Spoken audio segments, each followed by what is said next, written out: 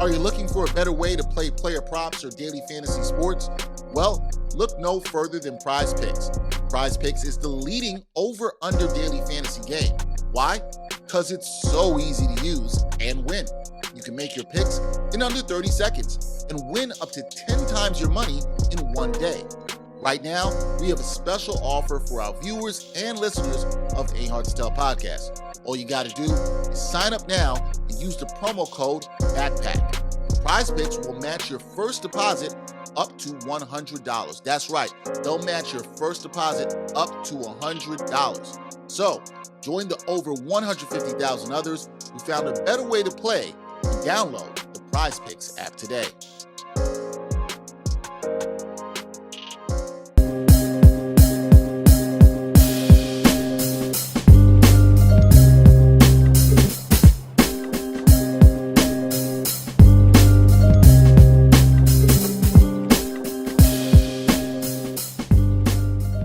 AHTT Podcast, episode 205. Dexter Henry Bryan Fonseca here. Yes, sir. We are closing out the year. You know how you do from rocking with us every year. We do a couple of episodes at the end.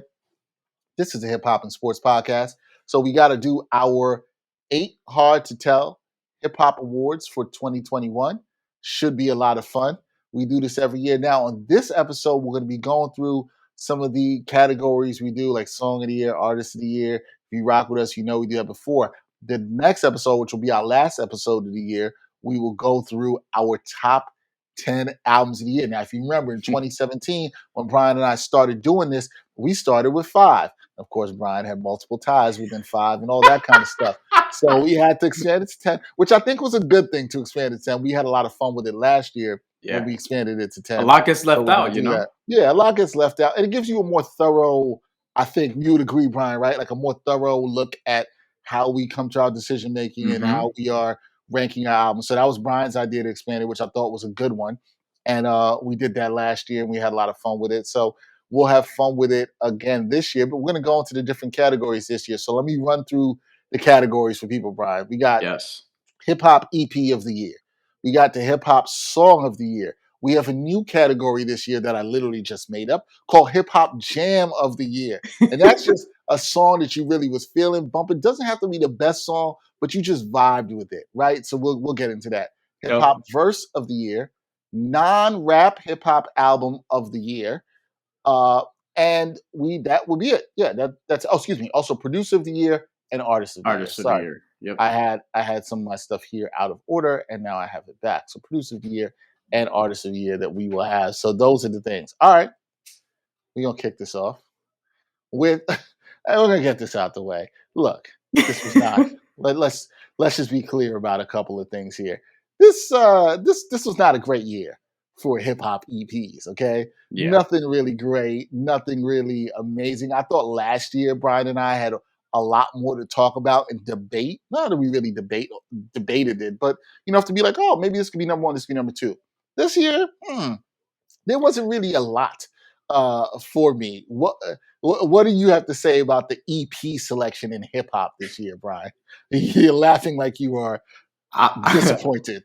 I'll put it to you this way: I'm not going to spoil it for the people, but there's a certain album that came out, and it's not very long. And Dexter texted me before we started to ask whether this album counted as an LP or an EP, because we're sort of just kind of reaching in this category. And I responded and said, I love that you asked me this because I was thinking about the same thing this week. This album is an EP, and we may end up actually talking about it. I just want to also say, as far as last year's selection, because last year's selection was good, I'm trying to remember who you had, but I remember I had Lil Simz' Drop 6. I believe my EP of the year last year was Sky Zoo and Dumbo Station. Yes. Collaboration that they did. I think that was my hip hop EP of the year. I really got a lot of play. He had two of the best EPs last year. And Milestones, the Father's Day tribute that Sky Zoo put out last year. Shout out to Sky Zoo, which has an amazing song in NBA 2K22, by the way. Yes, on the soundtrack. Yes, it does. Which I'm very happy to hear that, because at 2K22 they be putting on some bullshit sometimes. They have a lot of great songs in it. They have Made You Look, which it's almost the instrumental because there's so many damn things that they censor in that song. Yeah. They Yo, have they have they have the Freddie Gibbs joint. God is Perfect is on there also. what's funny? I was playing the game the other day, and I didn't know this song was on the soundtrack, and it's going to come up in one of our categories here. So I won't say it. I'll talk about it when we talk about it later. But the Okay. song came up, and they had to edit it so much that I was just laughing. I'm like, why is this even on What's here? the point? They did it with Yeah, Over by Drake many years ago. right. Like they just do that. But yeah, Eh, EP of the year. I Yes, guess I'll start us off. go ahead. Not a ton of honorable mentions. And one of No, them, no, there is not. you know what I mean. So I'm just gonna get right into it. My EP of the year is the Plugs I Met to Benny the Butcher and Harry Fraud. Nice collaboration. I thought it was very good. I didn't play it as much as Plugs One, which had 5 to 50, which I gave my hip hop song of the year award a couple years ago, if you remember, Dexter, actually. Because Remember 5 to that? 50 was a fucking banger. But when Tony Met Sosa is a great joint. Survivor's Remorse, Live by It, Die by It. Like there's a whole lot of stuff there. Like I'm looking forward to, because Benny didn't put out a full length project this year. This was 9 joints and it was relatively short. But last year he had Burden of Proof with Hit Boy, Mhm. which would crack both of our top tens. I think was in both of our top fives, maybe if I'm not Yes, mistaken. correct. So I'm looking forward to whatever's next on the LP standpoint. But I was held over by this. This came out earlier in the year, so I think people may forget about it. But it is a Mhm. fun EP to go back to, and Benny was being Benny on it, and some people may criticize that at this point because they may be getting tired of the Griselda wave, et cetera, et cetera. I think that's another discussion for another day. But for the purposes of an EP, I was thoroughly enjoyed by this, and this is my EP of the year, winning a category that I didn't feel like was very strong, if I'm being honest. Yeah, I did not think the category is very strong at all. This was up for That's why we're doing it consideration. first. That's why we're doing it first. Get that out the way. Um, I it was in consideration for me. It's not something I went back to heavily. Some of that I wonder. As you said it, Brian, I thought about it. Like, how much of that is me? Maybe being disappointed coming off of Burden of Proof for Benny, which I thought was so good. And I thought Plugs I Met One was better than Plugs I Met Two. But for me, I thought the best EP I heard this year in hip hop was Vince Staples that Brian talked about. And his self-titled EP Alluded to. album, what I alluded to, yeah, whatever you want to talk about. I thought this was a really good listen. I liked it sonically. I am not a big as a Vince Staples fan as Brian is here, but this was one I remember listening to. I remember the first I listened to. I was actually on my way back from taking my daughter to summer camp, and I was like, "Yo, this is really good. I like the sound. It's a good listen." There was some introspection by Vince Staples. I think it's something people may have slept on from earlier this year. It's a really good listen by Vince Staples. I really think so. Who always, pushes boundaries with his raps and his storytelling that I like. He dares to be different. He dares to try things a little bit different. But I like the stripped down sound of this project. I like the rawness of this project. I think a lot of hip hop heads will like this. And I think it was refreshing from Vince Staples. A short project only clocks in at 22 minutes, folks. That's why we So count it as an EP. as an EP. Yeah. Total length is 22 minutes. There is 10 tracks. So, most people look at 10 tracks like, oh, well, Illmatic was 9 tracks in 36 minutes. Like, you Yeah. got to give me some length with this. There's no songs over 3 minutes on this. Again, I'm not complaining about that. I'm not one Right. to complain about length at all. I think it's a really good project. And I think it's actually, in terms of projects, it would probably have cracked my top 5 of projects this year had it been a little bit longer because of how good it is. I think it's actually one of the best projects, and for me, it's the best EP. So, in what is a weak year, and I'm not really sure I can go beyond Plugs I Met Two to start talking to you about hip hop EPs that I actually enjoyed this year. Yeah, I think Brian and I mentioned the two best. He had Plugs I Met Two. I have Vince Staples' self-titled album. I thought that was good. Not much to say on EPs. Are you ready to move on? Yeah. All I will say is this: Vince Staples was my number 2. That's one. And also, for listeners and watchers, if you have any EP recommendations for us for this year that we may have We will missed, take them.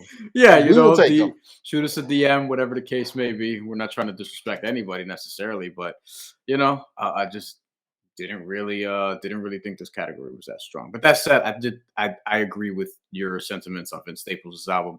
I do wish it was a little bit longer though. And we actually waffled on LP EP, but given the length, that's an EP to me. And I have it as my number 2 EP of the year, barely behind Plugs I Met To. So there you go. Yeah. All right, there we go. Moving along to hip hop song of the year. Ooh. This is one of my favorite stuff to do because I think that it's songs of the year, at least the way I look at it, it's something that really hits you in a way that just can resonate with you. Different than Jam of the Year, which we'll get to, but Song of the Year that you just really like. You think it's a great structured song, a great listen, and just really resonates maybe with you personally or with the masses. I'm always intrigued to hear what people pick on this.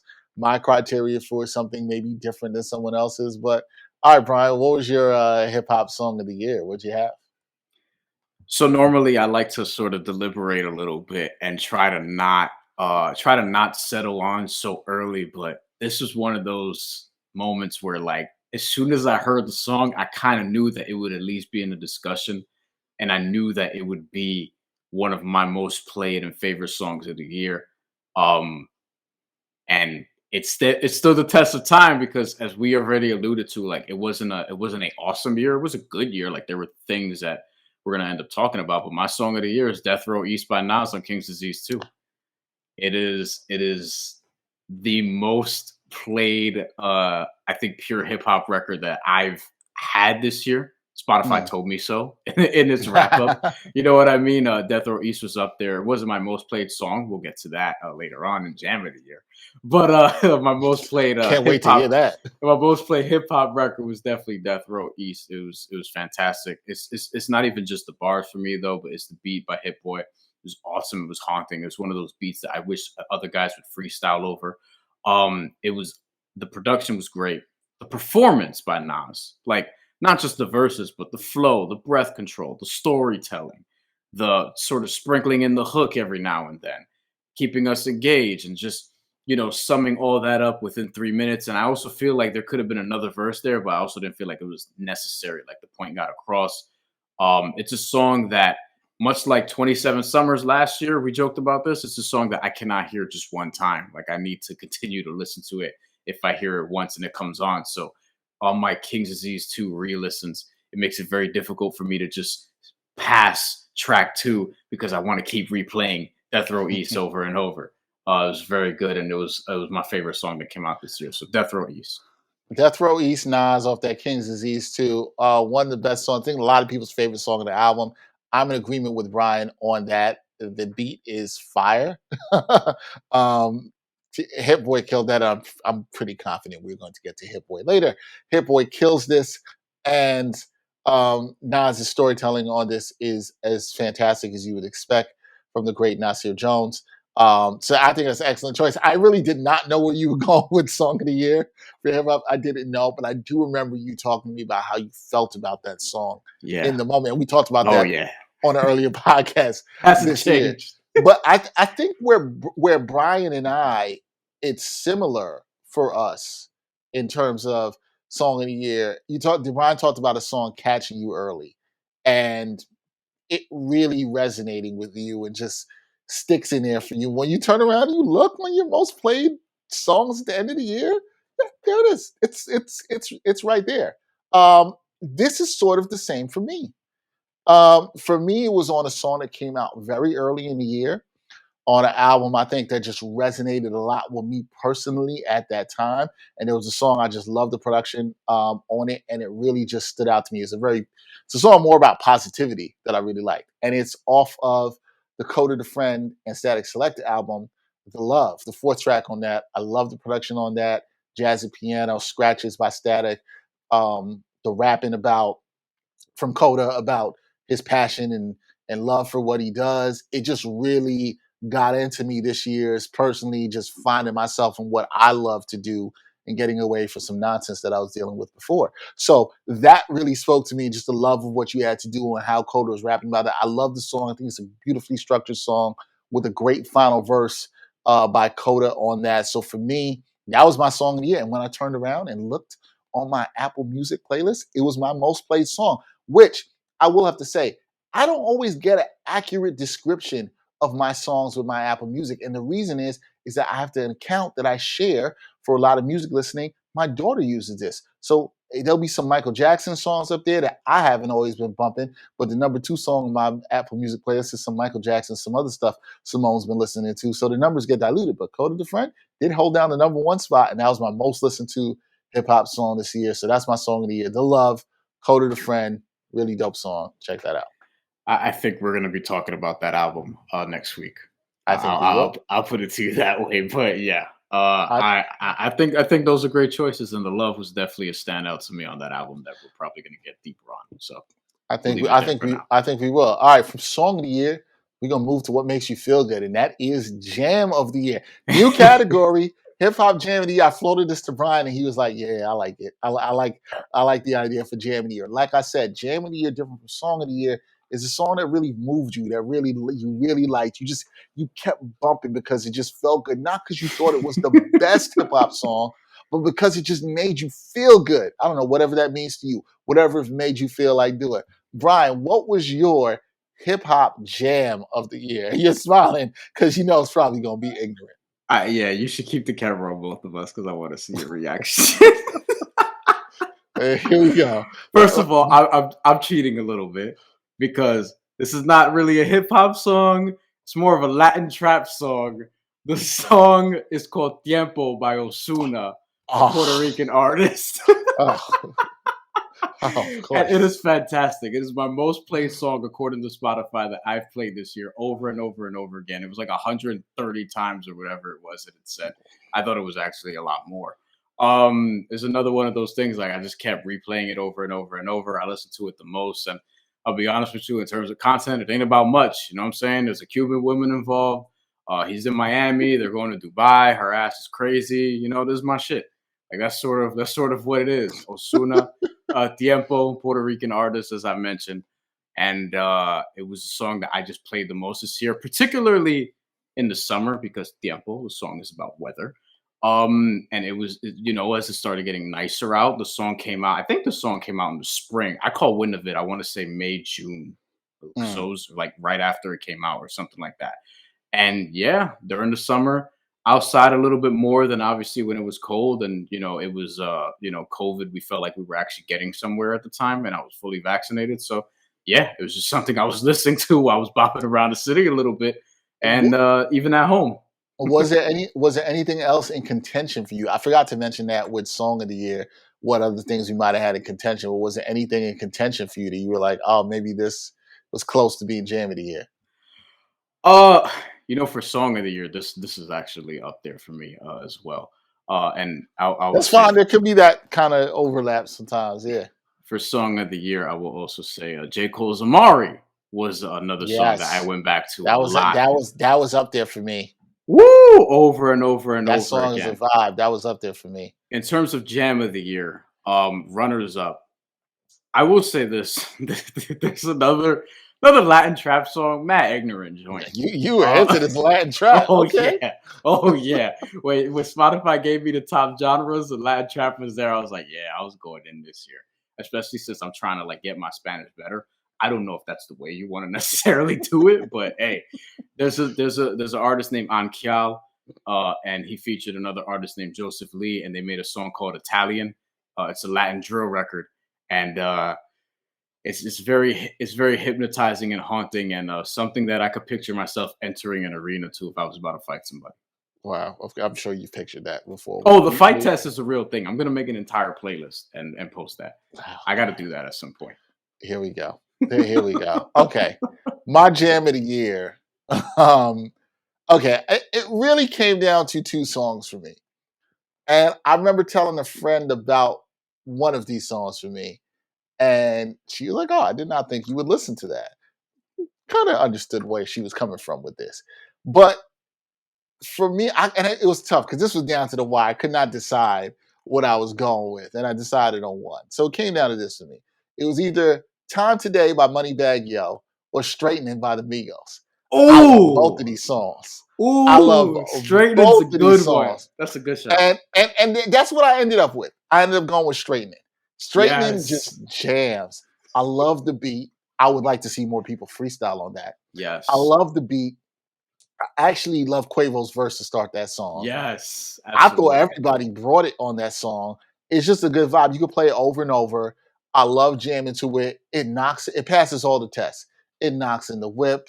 It knocks in your home system. It knocks in your earbuds, whatever you're listening to. Just great workout song. Yes. Like, it just passes it. It's a jam I kept coming back to over and over, and I just really liked it. And look, I'm not like the biggest trap guy, but there's really good trap songs that I can enjoy. You know what I mean? And I think that's really good. You're not here for the lyrical content, although I thought the lyrical content was fine on this song, but it's really good. But the beat's just really good. It's really infectious. I also got to give an honorable mention to Time Today, Moneybag Yo. I know that song's a little ignorant, but I did like it. That's the song I was talking about in 2K22, Brian, Okay. where they just take out a whole bunch. It's like, why is this song even being played? You don't even know what Moneybag Yo was saying. But I love the song. I love that hook. And yeah, I actually enjoyed a decent amount of Moneybag Yo's album, actually, that dropped this year. So yeah, that's my jam of the year. But Straight In? Nah, man. Fire. Nah. Great first single by the Migos off of Culture 3. Really dope and really dope beat. Just really fun song. Just loved it. I'm trying to remember who was the fighter. It may have been Gervonta Davis, but somebody came out to Straighten In with Quavo performing, which was shock absolutely. I remember that this year. That's a boxing song. You know what I mean? Like, and to Dexter's point, that. That's a song that I definitely played over and over. And I remember it came out after the whole thing with Quavo and Sweetie, where they thought that he assaulted her, but he actually didn't. And he was annoyed, and you could tell by the verse or whatever. And I don't know what happened between them, but I know that we got a great song out of it. So yeah, I like Quavo's verse on that. He brought it. It's really good. So yeah, that's the first time we did Jam of the Year. Hopefully you like that. Brian with the Latin trap, me with the American trap. There you go. Yeah, that's what you get. Both those songs were jamming. All right, this is one of my favorites because where do you go with this? Is it a guest verse? Is it a verse in the album? Hip hop verse of the year? I do not feel. We've done this in different years, and I forgot. I remember I thought Brian and I last year were going to have the same verse, and we ended up not having the same verse. I believe mine was Method Man on Lemon. So it was a guest appearance. I will say I felt like the best verses I heard this year, the couple ones that really grabbed me were also guest appearances for me. So I don't know, Brian. I don't remember what you went with last year. Kendrick, Look Over Your Shoulder. Kendrick, Look Over Your Shoulder on the Buster, which was a really good one. Ridiculous. I didn't go with that because I had heard it before. I heard it so long ago. It leaked, but it was a great verse, and that was fair. Okay. What did you go with for verse of the year? Here, what was your choice? I think there's a chance we end up with the same verse. There's a chance we end up with the same verse. There's a chance. I'm gonna say this. I think you know what.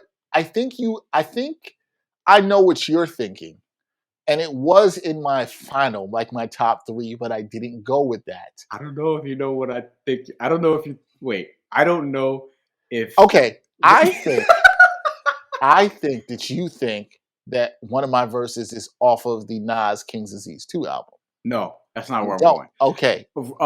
Death Row East is one of my runners up for this. I will say that. Okay, it's one of your runners up. Okay. And Bed-Stuy is Burning, Sky Zoo. I'm forgetting which verse. They're all really good. But like there was one that really hit me on that song. That's an album we're probably going to be talking about also. So my verse of the year. This is one where you should keep the camera on both of us also because your reaction to this. This might surprise you a little bit, but when I explain it to you, it won't. Okay. This verse was very long. And it was fucking amazing. Okay. I do think I know where you're going now, and it was a finalist. If I think it's what I think you did, it's a finalist. People are probably listening, like, "Yo, say it already." They be they're taking so long. But go ahead. I think I know where you're going with this.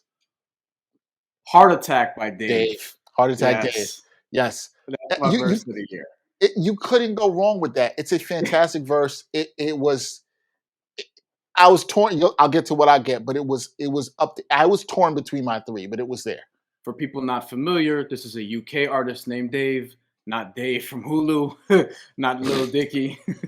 I think that's an important distinction because that's a completely different Dave. And as we may get to in our producer of the year category, one of the producers that we may talk about produced a song for a guy named White Dave earlier this year, but that's another story for another day. So there's a lot of Daves running around. Anyway, Dave, Heart Attack, Dave, UK artist, dropped an album called We're All Alone in This Together. Came out earlier this year. I was late to it. Dexter actually hit me to it. We're definitely going to be talking about that on our album of the year category. But he just gets into a lot here. Like I said, it's 7 minutes long. Some of it's a cappella toward the end. And like, if you're going to put a 7 minute long verse on an album, then you know that it's going to be about some real shit. There's stress as a kid, there's family issues, there's, wanting his homies to get out of jail. There's, conflicts with social media and people lying and just wanting to be left alone, and the mental struggles that all this has done, and all these kind of things. And, conspiracy theories and all this shit. Like, Dave just gets into a lot on this verse. And I feel like this could have ended the album. It did not, but it was one of the later tracks on the album. It was great. And Heart Attack is like, it was, when I heard it, kind of like Death Row East, I knew that this was going to be, something that we talked about at the end of the year. I had a strong feeling that it was going to be verse of the year when I heard it, especially when I heard it the third and fourth time. And I knew it was going to be tough to top. And look, this was the best thing that I heard all year. And I feel like in many respects, it wasn't even that close. Like, this was the category where, as we started planning this out as we normally do, where I was like, I didn't have to think much about it. Like, I was like, nothing is knocking off Heart Attack by Dave. But maybe Dexter could prove me wrong here with his choice. There was something that knocked it off for me, but it wasn't an easy decision. I was really conflicted. Beside Heart Attack, from Dave, which I think is fantastic. Yeah. Like, and I know most people are like, oh, it's a 7 minute verse song, like 7 minute verse. Like, how is it going to be that great? No, it's great. Like, just do yourself a favor and listen to it. For me, it was that the thing off of King's Disease 2 that I thought you were going to go with. Thought you were going to go with Lauryn Hill on Nobody. Ooh, I thought that's where you were going. That was something I thought about also. It's written down right here. Yeah. Yeah, that was there for me. That was there for me. But I ended up going with another feature that came on an album that I'm not sure we're going to talk about it. I'm pretty sure Brian won't talk about it. This is off of Donda by Kanye West. Oh boy. And it is Andre 3000's verse on Life of the Party. Okay. This to me, by 3 Stacks, who, if anybody knows me, I love 3 Stacks. I think he is a master rapper. And we don't get much verses from him. This showed me why he's a master at his craft.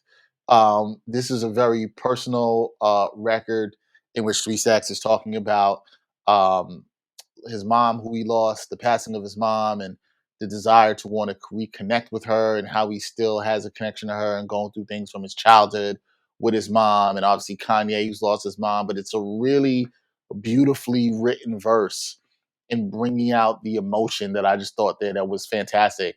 I know Michael Grady, when he came on our podcast earlier this year, talked about how much he loved the verse when he heard it too. I did too. I just think it's beautifully penned. I actually wanted more. A great verse, sign of a great verse is me, one that leaves you wanting more, no matter how much I listen to it. And this happens a lot with 3 Stacks verses, where I'm just like, damn, how did you write that? How did you bring that out so descriptively? How you did that so good. I thought he nailed that here. I easily could have went with Heart Attack Dave too. So kudos to Brian on that, because I easily could have done with that. I just think the Andre verse just hit me differently. I really liked what he did there. I love the execution there. Clearly outshines Kanye in the song. I almost wish Andre had the song to himself, to be quite honest with you. That's how good that I think that it is. I think it's a great, fantastic guest verse. And it just always is like, damn, man, we need more 3 Stacks, yo. We need more 3 Stacks verses. Like, we need that. We absolutely need that. So yeah, good choices there. I think there was a lot. I thought it wasn't as clear cut to me as last year with Method Man's verse on Lemon, which I thought was fantastic. I struggled way more last year than I did this year. That's interesting. I felt like last year I was like, oh no, that grabbed me, and nothing ever took it. I could have also went with the last verse on The Love with Coda. I thought that was good. I thought there were some other good verses. Nas, Death Row East. That also was That's a one great shit. that was one I really liked too. There's another Uh, one he had. Was it? I don't know if it was My Bible. There was a verse there that was really, really, yeah, really good. I think, but there was a couple on King's Disease too for sure, and Lauren Hills, as we mentioned, also. yeah, Lauren Hill, who showed that she could still do it. So yeah, that was great.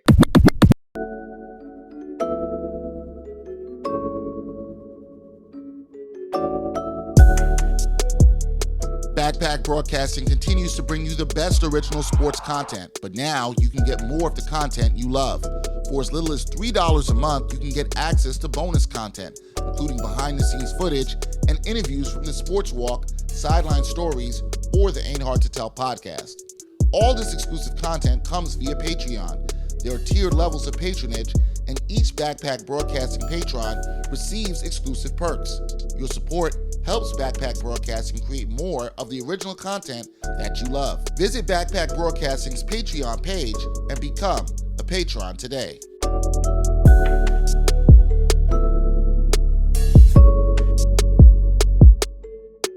Next up, it's always one of my favorites because, like, what else did you listen to this year? You're like, oh, you guys do talk about hip hop. No. We give you the non-hip hop or non-rap album of the year. I just figured out where you were going, so that I scrolled down. I was like, "What was my?" Oh yeah, Yes, for me, this is an interesting category because for most of the year I had an album there, and then something came and just knocked it out, and it was like, okay, this we're not going back here. Brian, what was your non-hip hop album of the year? This year just wasn't. I don't feel like a great year for me with music, so it wasn't that Me even neither, hard yeah. in the non-hip hop album. But go ahead. What was it? I just went with something that I played a fucking lot. Last year, if you remember, I surprised you a little bit. I went with Burna Boy, Twice as Tall. That was my choice I from remember last year that. Yes, when we did not hip hop album of the year.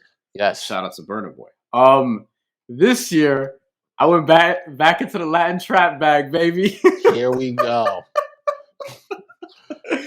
I went back into the Latin trap bag. I went with Mike Towers, an album called Like Mike.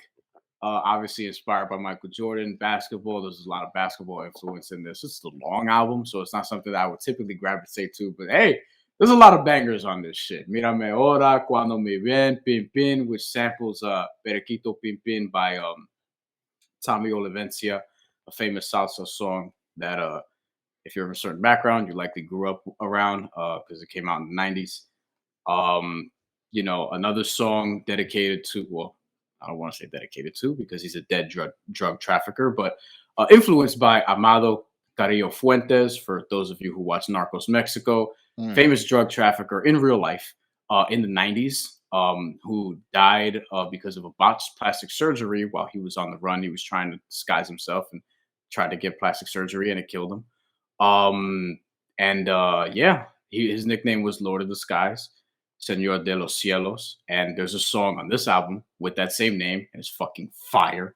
It's really fucking good. you really got into this Latin trap this year. There's a hard drill record called Balas Locas with John Z. You know what I'm saying? There's a song called. I gotta check this album out. I got to. Like I just have to. There's a lot of songs. So, you can definitely skip some. For me, it's not like an end to end sort of listen. It's one of those, like, it's a home run hitter, right? Like, there's a lot of joints on it, but the ones that I really like. I played them a lot. There's a bunch of shit there that's like, I don't necessarily like, I could skip over or whatever. Less than half, obviously. But like, there's a good amount. Like, I would probably say I like 2/3 of the album. And the rest is kind of like whatever to me. But the shit that I really like the songs I'm talking about, I play those a lot. I play those absolutely a lot. And Mírame Ahora is one of my favorite songs this year to start an album, because it's just like, and it means look at me now. And it's just one of those things, like, if I made an album, I would want to start with a look at me now type of track, probably. Either that or something very introspective. But it's great. Mike Towers, Like Mike, also from Puerto Mike Rico. Towers, Like Mike. Mike Towers, MYKE. Towers. MYKE, Like Mike. Okay, got it. All right. For me, I don't think this is going to be much of a surprise to people because we talked about this on a podcast. But I want to give kudos to what I said in terms of the album that I thought had the number one spot for a time till this one came along. But for me, it was an R&B record that had the number one spot for a good amount of its time this year. And it came out at the top of the year, but it actually came out on January 1st. It came out like the first day of January. Jasmine Sullivan's Hotels, Oh God, which I really love that album. Really fantastic album. That was just great. Like just fantastic. Good features. I've heard a lot about this project. Yeah, Ari Lennox, Anderson .Paak, who I'll get to in a second. Hers on there. Really great album that I encourage people to listen to if you can. It was great. And that was probably my number one non-rap album. But then it came what was probably my most anticipated album of the year, An Evening with Silk Sonic. I was just about to ask you, did you go with this? Yeah, and that came along, and I really enjoyed that album. I'm still bumping it a lot. I love it. It's such a vibe. It's a lot of what I wanted on there. I'm looking forward to what those guys do next. Bruno Mars, Anderson .Paak, and Evening with Silk Sonic. If you want to hear my thoughts on this, you can go listen to our previous episode. But just love the sound. The clip is on social media. Clip is on social media. You can find it there. On social media, on YouTube. YouTube. I love the sound of this album. If you know me, I love that classic soul, early 70s disco sound. Yep. So I just love that. Can't wait to one day get that eventually on vinyl because I need that. I'm waiting for them to announce pressing of that. And hopefully safe enough for me to see them on tour next year in 2022 because I would like to do that. But yeah, An Evening with Silk Sonic. Absolutely love that album. It was my favorite non-rap album of the year. And I haven't even listened to it for more than 4 weeks. So I'm not sure what that says about the year, but it sure says that album was good. I can tell you that. All right, we got two more. We got 2 more to go here. This is always a fun one. Producer of the year. Ryan, I kind of feel like I know where you're going with this. And should we just say it's going to be back-to-back for this producer? Because I think we're on the same page with this. We might as well we don't need to go to both. Look, man, last year, you know, our producer of the year was Hit Boy. We are saying that again. Yeah, it's Hit Boy. Nobody's producing better than this man. You can argue that last year, he was more impressive than this year. But this year, he still was so damn impressive. And a lot of it really stems from his work on one album this year, right? Which is Nas King's Disease 2. Yep. I mean, we also belabored this on another podcast. It was amazing to see what he did on King's Disease. But then to come back and do it again on King's Disease 2 and have that same chemistry with Nas and the beat sounding so fresh and so good throughout and still has a lot of strong replay value.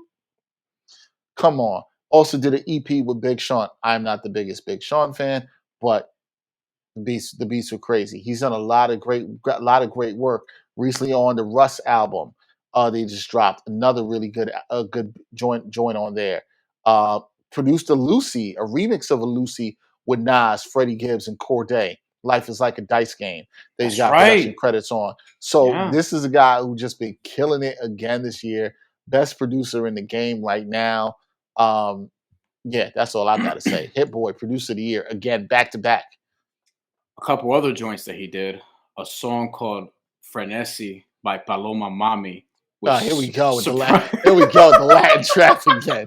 Here we go. Like this is more. I gotta give it to Ryan this year because this year he's bringing all the Latin rap into this, and I love it, man. We gotta diversify, man. I love it. In all seriousness, I love it. Paloma Mami is a chick that I learned about earlier this year. She's dope. She's a Chilean artist who did English and Spanish on this song called Frenesi that Hit Boy produced, which I found, and I was shocked that Hit Boy produced this, but it sounds very much like a Hit Boy beat, and she did it. I mean, you know, the song's about sex, but you know, what's wrong with sex?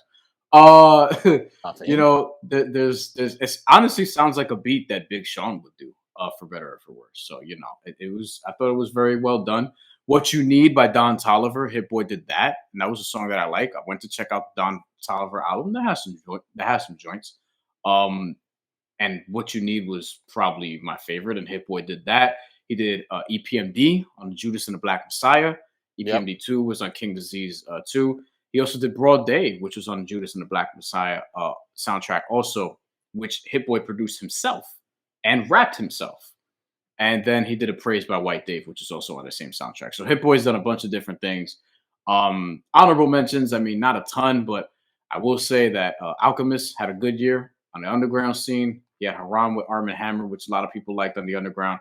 Bo Jackson with Boldy James, which I didn't like as much as The Price of Tea in China, but I did like. Yeah, I thought Price of Tea in China was better. Yeah. Look, the thing with me with Hit Boy, right? And Alchemist also had This Thing of Ours 1 and 2, 2 EPs. And I want to shout out Kyle Evans, who did a few beats on the Dave album that we talked about earlier. He did Verdansk, which is one of my most played songs this year. I love Verdansk. He did Clash, which I love. That's one of my favorites on the album. He had production credits on Clash, and he had production credits on Three Rivers, and I think 1 or 2 other joints. So, yeah, I mean, look, those are a couple of my favorite songs on the album right there. But for me, Hit Boy, in terms of production, I liked by like this much, by a little slight margin, I prefer King's Disease 2's production over King's Disease 1. But I still think King's Disease 1 is a slightly better album. Yeah, I'd agree. I'd agree with that. I think that's fair. I think that's fair. No, Hit Boy, like we said, another amazing run this year. Just continues to cook up great stuff. Look, I hope more artists lock in and do albums with him because we see what he's done with Nas. We see what he did with Benny last year. I hope more artists lock in and do projects with him. And also shout out to Static Select, the former guest of the Ain't Hard to Tell podcast, because he did the collaboration with Coda the Friend that Dexter loves. It's probably gonna be in both of our top 10s for album of the year. Yeah, so and I save some of that. I love. Shout out to Static Selector also, who's always. I love the production on that album. I would say Static was probably a number 2 for me. But I love the production on that album. Static's cooking up something for next year, so we'll see what he's got coming, along with hopefully a record from Joey Badass. So I know some good stuff is coming. All right, last category before we get up out of here. This should be an interesting one. This is Artist of the Year, which is very interesting because sometimes it could be Artist of the Year might be a precursor to who we might like for Album of the Year. That's not the case for me this year in the way I voted. That's not how I did it. So my Artist of the Year is not a precursor at all to who might have the Album of the Year. So I'm kind of giving this away. But yeah, Brian, who did you go with Artist of the Year? Like, please tell me what Latin trap artist you decided to choose for this, please. Oh man, this was the toughest category for me. I would agree. I would absolutely agree that this was the toughest category. I definitely agree. I don't want to pick the same dude for artist and album. Yeah, I was trying to avoid that. So I managed to avoid that narrowly. But I will say this. My second place guy was Dave, who we've been talking about. Okay. He was very close for me. And I just don't want to I want to differentiate some things, right? His album was great, as we're going to talk about. He also had a great verse on Get's project, fellow UK artist, which was the last rap verse on the album, on the 16th record, because there's a hook and stuff after that, which tells you, how much Get sort of respects his ability. And I think Get's verse are a big part of this. Lots of emotion on that album, a lot of swag too. We talked about Clash. Clash is a drill record. And look, I like me some drill, as you can tell. But for Artist of the Year, and that last year we both went with Nas, if I remember correctly. Right? Yes, there? That's correct. Yes. I went with Sky Zoo. This year, who came out with, I thought, one of the best albums this year. Who All the Brilliant Things, who I just think, and part of this is also like, he's just somebody who's just habitually slept on, which is something I could identify with. Like, a lot of people just don't even know about Sky Zoo like that. And he's very, like, one of the most underrated artists with an amazing discography of just consistency and sheer, just great record after great record and great music. And I thought this was a fantastic album. And he also had some guest verses that I really enjoyed on the underground that y'all should check out. But I thought Sky Zoo had an awesome year. And I think in terms of artistry, like this album, because we have been hearing about this album for a while. He talked about the concept with us in one of his earlier appearances on this show and what this was supposed to be. And as a New Yorker, there's a special sort of something, right, that you really enjoy this album with, songs like Brooklyn is Burning, rather. Or Bed-Stuy is Burning, excuse me. Bed-Stuy. Songs like Bed-Stuy is Burning, like we talked about earlier. Bodega Flowers, you know what I'm saying? Like a lot of shit just hits home. Jewelry Joint. I used to be a trap Trap rapper. rapper. Yeah, you know what I mean? So I give it to Sky Zoo, who definitely deserved it because that album was fantastic. And just the things that it takes to make an actual album, I thought he very much accomplished that for sure. So Scott, definitely salute to him because he put out a really good project, and we're definitely intrigued to see what he does next, um, in terms of his artistry and whatnot. And you did something that I thought I did too. I looked at artists who put out a good project, also had some good features, was active on the feature scene. hmm I think that matters to me in terms of artist of the year. For me, I went with a guy. I think I went with him before in this when we do this episode of the show, and I just thought he had a really good album this year. It has some really good features, and he's a pretty established rapper, but it was J. Cole.